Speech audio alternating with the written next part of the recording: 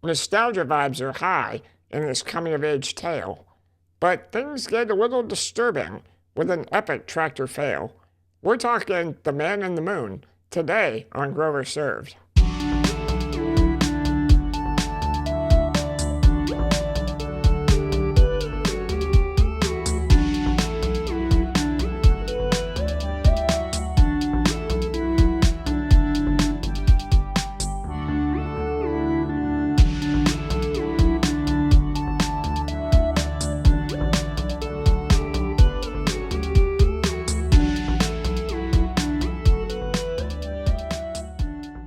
Hi, I'm Tanner Grover.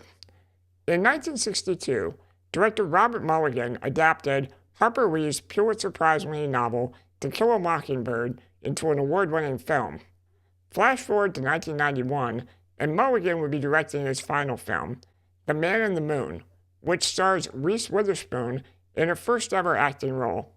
She plays 14-year-old Danny Trant on a farmhouse in 1957 Louisiana.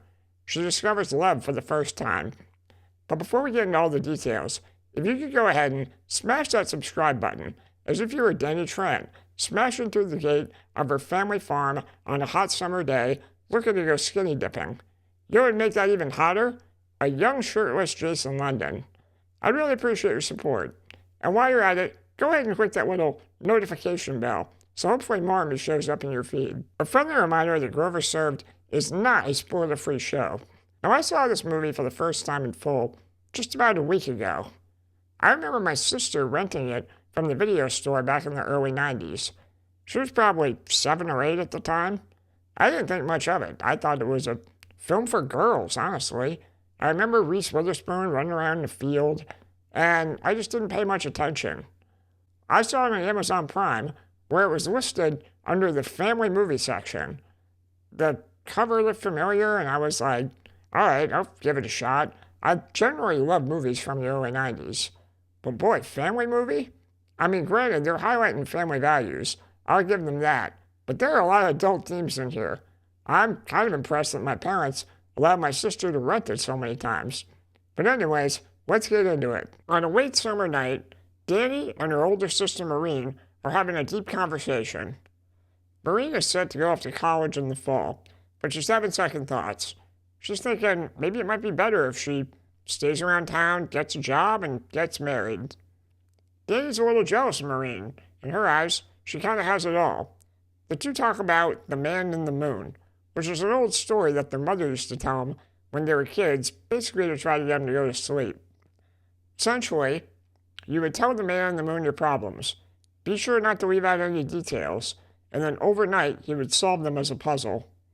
This opening scene paints a really good picture of their sisterly bond, which is really the backbone for the entire movie. Now, in these hot summer days, it's expected that Danny take care of her younger sister Missy, as her mother is very, very pregnant with their fourth child. But Danny keeps bailing on her duties. She bursts through the family fence, sprints across the field, and jumps in to the nearby Foster Creek. It's here where she encounters 17-year-old Court. Court's like, "What are you doing in my watering hole?" And Danny's like, "What are you doing in my watering hole?" And the two have an argument. Danny returns home, only to find that her mother is planning to entertain some guests later. The old Foster family. The mother, Marie, has been widowed and comes by with their 3 sons. And to Danny's surprise, one of those sons is Court. As is often the case with entertaining guests, you tend to forget a few things. So what do the adults do? They enlist Court and Danny to head into town to pick up some missing groceries. It's here where Danny takes a liking to Court on the car ride. She finds him kind of cavalier. It might be the first guy she's ever been interested in. Meanwhile, her sister Maureen is absent from this event, and we get a look at some adult themes for the first time in this movie. She's at a dance with her boyfriend Billy. At this dance, Billy's father, who's a chaperone, puts a move on Maureen, which makes her really uncomfortable. She asks Billy to take her away, so what does he do? He drives to a wooded area and proceeds to basically sexually assault her. The next morning, Danny finds herself asking Maureen for kissing advice. It's a little bizarre given Maureen's traumatic events from the night before, but instead, the focus of the movie shifts onto the blossoming relationship between Danny and Court. They spend a lot of time at the watering hole, and it all culminates on one stormy night where Danny wants Court to kiss her. Court refuses, as in his mind Danny's still just a little girl, and she gets really upset. All of this is really intensified by the storm. Danny's mother runs outside looking for her, trips on a root, and gets a bad concussion. She's rushed to the hospital and almost loses her baby. Danny's father is so pissed that when he comes home, he beats her with a belt. This is another one of those jarring moments. This movie kind of jockeys back and forth between tales of innocence and then growing up way too fast. As Danny's mother recovers in the hospital, everyone's feeling very vulnerable. Danny and Court finally share their first kiss, and then Danny's father is looking to make amends. He feels terrible at how he beat her. He tells her, "I know you like this boy. Why don't you do it right and invite him over for dinner?" Court comes over for dinner, and this is where he lays eyes on Maureen for the first time. It's love at first sight, and all of a sudden, we have a love triangle.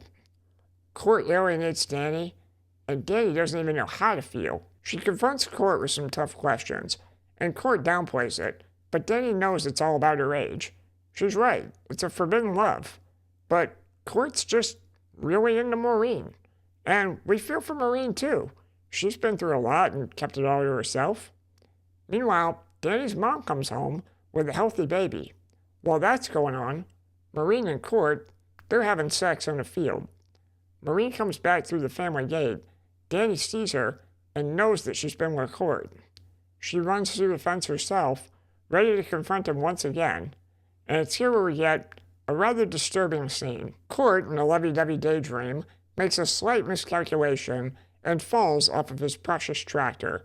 This is a warning never to operate heavy machinery while you're drunk in love. And the tractor runs him over, leaving his body in a bloodied, mangled mess. Danny comes upon Court's mom, holding her dead son in her arms, screaming, "Look away, Danny, don't come any closer." She runs home and tells her family the terrible, shocking news. Everyone's grieving. Danny blames Maureen for what happened, but her father tells her, "You're going to be sisters for life. You gotta understand, Maureen's grieving too, maybe even harder than you." Danny goes and finds Maureen actually weeping on Court's grave. She feels terrible and goes to comfort her sister. We then get the final scene of the film. The sisters are up late at night once again, talking about life, and they wonder, can they still talk to the man on the moon? We then pan over to the moon, and the movie ends. Before I go ahead and rate this film, if you could remember to subscribe to the channel, especially if you like what you're seeing here, really appreciate your support. Alright, I've got to give The Man on the Moon one glass of wine. I'm only dinging it because it never followed up on that storyline from earlier in the movie with Billy and his creepy father. That ended a little abruptly for me. But all in all, what a great movie. I can't believe I missed it in the early 90s. You always see those memes about, when did your childhood trauma start? A lot of people might say, Macaulay Culkin, when he got stung by those bees in My Girl. You could keep that. Give me Court getting run over by a friggin' tractor any day of the week. It begs the question, what is a family movie? I can't believe that this was considered one. It's got sexual assault, child abuse, violent death scenes. I mean, what is this movie? I don't know, but I kind of like it. By today's standards, it would probably be rated R. Have you ever seen Man on the Moon? I'd be curious to know your thoughts. I'd also be curious, what are some good family movies today? Are there any that aren't animated that tackle really difficult subject matter? Let me know what you think. Alright, thanks for tuning in to Grover Served.